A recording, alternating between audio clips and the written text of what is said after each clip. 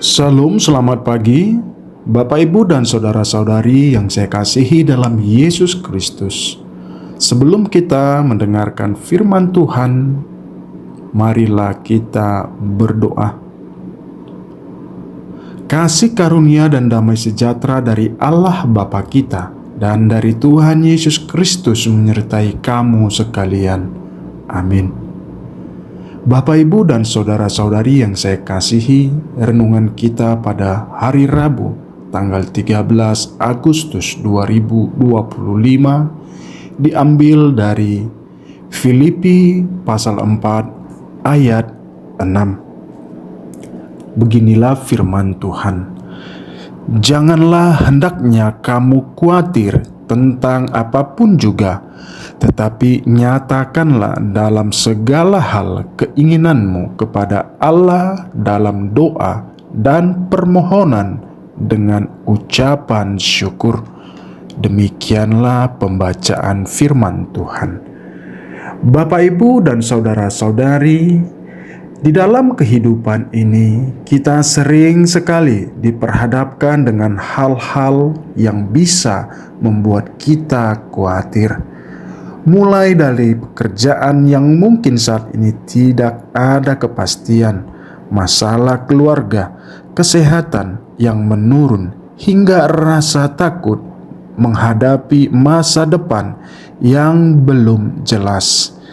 Tidak jarang kita terjebak dalam lingkaran pikiran negatif atau overthinking, memikirkan bagaimana kalau ini terjadi atau apa yang akan terjadi nanti. Kekhawatiran itu memang manusiawi, tapi jika dibiarkan terus-menerus, hati kita menjadi gelisah dan berat. Kita merasa seperti memikul beban yang tak terlihat, yang membuat langkah kita semakin sulit. Namun dalam Filipi 4 ayat 6, Paulus memberikan sebuah pesan yang luar biasa, sederhana namun sangat kuat. Dikatakan, janganlah hendaknya kamu khawatir tentang apapun juga, tetapi nyatakanlah dalam segala hal keinginanmu kepada Allah dalam doa dan permohonan dengan ucapan syukur. Kalimat ini bukan hanya sekedar kata-kata manis, tapi undangan dari Allah untuk kita menyerahkan segala kekhawatiran kita kepada Dia. Apa arti itu bagi kita? Pertama, jangan biarkan kekhawatiran menguasai hidup kita.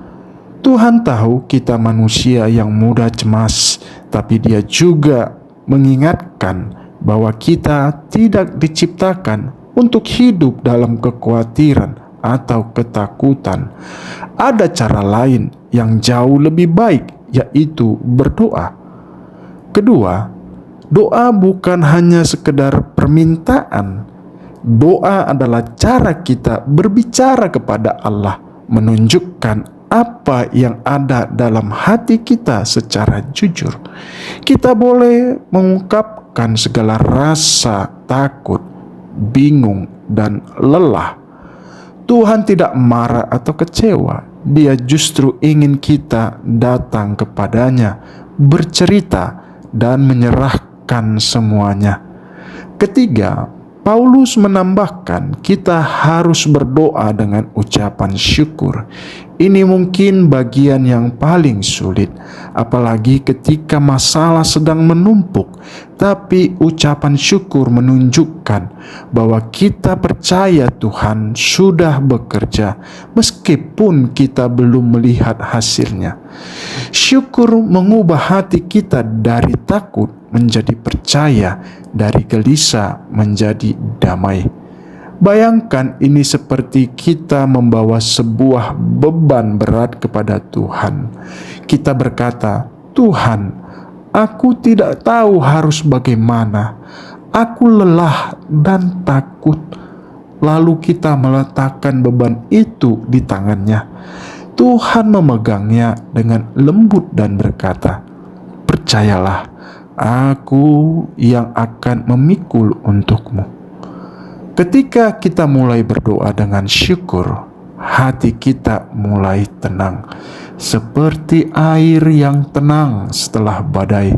Damai Tuhan memenuhi hati kita meskipun masalah belum selesai. Sekarang, apa yang bisa kita lakukan untuk melanjutkan kehidupan kita di dunia ini yang penuh dengan ujian kehidupan? Mulailah hari dengan membawa segala kekhawatiran kita dalam doa. Jangan simpan sendiri. Ingatkan diri kita untuk selalu mengucap syukur atas hal-hal kecil yang Tuhan beri. Misalnya, nafas yang masih kita hirup, kesempatan baru, atau keluarga yang menyayangi. Percayalah bahwa Tuhan mendengar dan Dia setia. Tidak ada yang luput dari perhatiannya.